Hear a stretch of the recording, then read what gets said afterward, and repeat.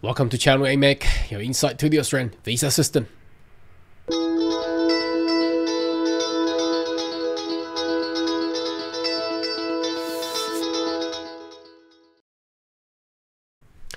Good day everyone, my name is Carl Yang, your online YouTube visa consultant. Are you interested about migrating to Australia? Why don't you consider to subscribe to my channel and turn on the bell on the side, so once we have all the updates and news, you'll be the first one getting all the insight.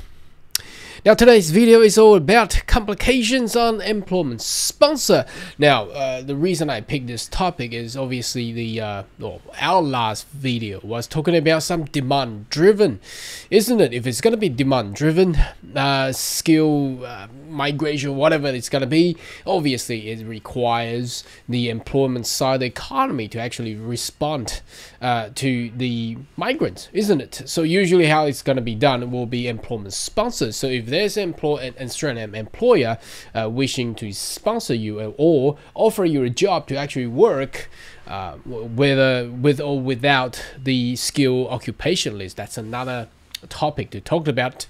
How complicated is it? So it's not a magical visa. It has been there, well, for the very beginning of all the visa program around the world. So Australia is not new to this. So there's the similar kind of visas in US and Canada. So if an employer needs an overseas skilled workers, obviously they have a way to actually sponsor and get that worker to work for you. But how complicated is it? It's actually very complicated, because think about it, how many parties involved in this. Obviously there's a government. Now there may be two governments. Why? If it's going to be regional, there will be a federal government involved in there, and there's another regional or state government involved in there, and plus there's employer involved in there. Now it depends on the size of the company or your employer is. If it's gonna be a very large, corporations, there's gonna be senior management and there's HR manager there as well. So there's so many parties involved, and last but not least, obviously the visa applicant yourself. So total it could be 5 parties involved in this application. It's so complicated. Now the reason I put the topic, the complication of employment sponsor work visa, is that because there's so many parties involved in there. So if one of them is not happy, well, then your visa is gone. Compared to a traditional independent skill visa, whereby you are qualified through your background, qualification, professions, work experiences, and the government just invited you and you become a permanent resident or whatever the visa you're gonna get. The work and employment sponsor visa is so complicated, and sometimes even if you have already got the visa granted, there's still risk in there. Let's check it out. Some of the news that has been, well, not new, it has been periodically some crap happened, and it's just been published on the news media. So recently there was this one in November back last year, 2022, with a topic: cafe brand ordered to pay $475,000 for exploiting Taiwanese students. Look at that. Now, whether or not these students are actually international students or they have been offered a way to actually be sponsored, there's always something like this. And it's, sometimes when we look at this news, this kind of news, we'll think about, well, probably the applicant accept the deal as well. And through times, they feel it's not fair, and they obviously, told the public about this issues out there. And this is not just this cafe. I think this cafe is in Sydney. Here we go, in Sydney. Okay, and there's also this one back in September 2022. Skilled migrant workers speak up on sponsorship visa, exploitation and workplace sexual harassment. So there's so many issues. And complications just go in with all kinds of things for cashback requests and harassment and things, which is just, the reason we don't proactively promote this kind of visa is, well, the information is open. It's for the applicant to actually see for employment themselves. As long as the employment is all good, then we will be the facilitator or the advisor coming in the middle and help to facilitate on the visa procedures. And sometimes the visa procedure is very, very tough. Now, I've just recently encountered one of the case where there's a client came to me and he wished to lodge an employment sponsor visa, obviously, but the employer does not want a legal service. They wanted to DIY. They wanted to do it by themselves. And when my client provided information to me, I go, wow, they basically, there's so many things they have violated, and they probably don't think it's actually critical enough, because if the sponsorship or nomination doesn't go approved, the applicant, my client, is going to jeopardize his visa and he's going to go home. So there's just so many complications in between, because again, we're coming to the very beginning of what I just said. There has just been so many parties involved.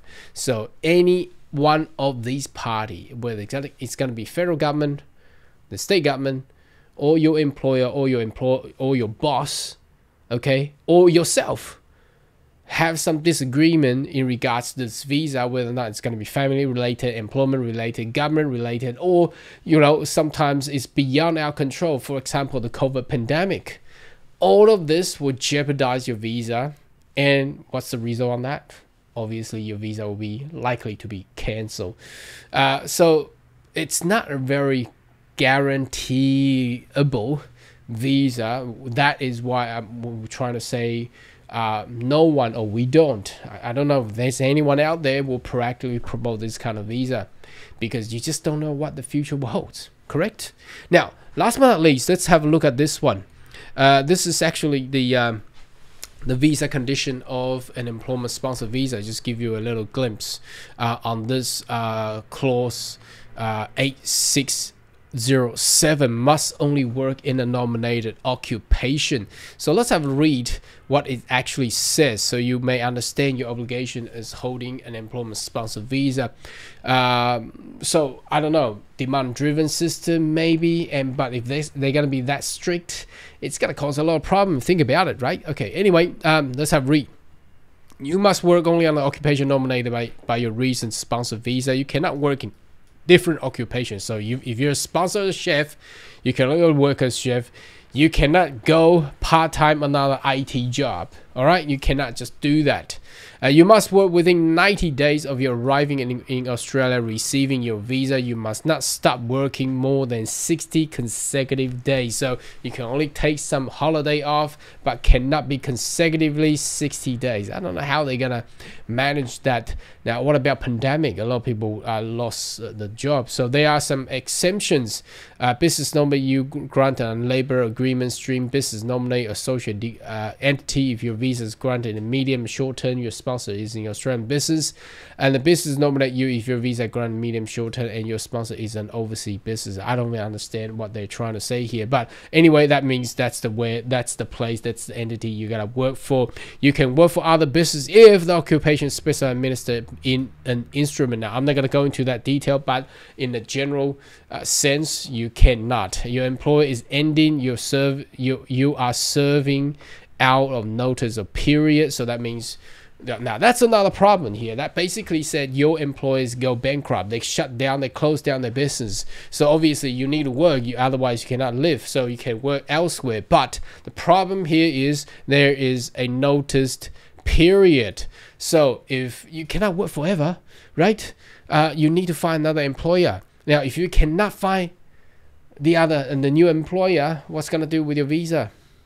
Cancellation.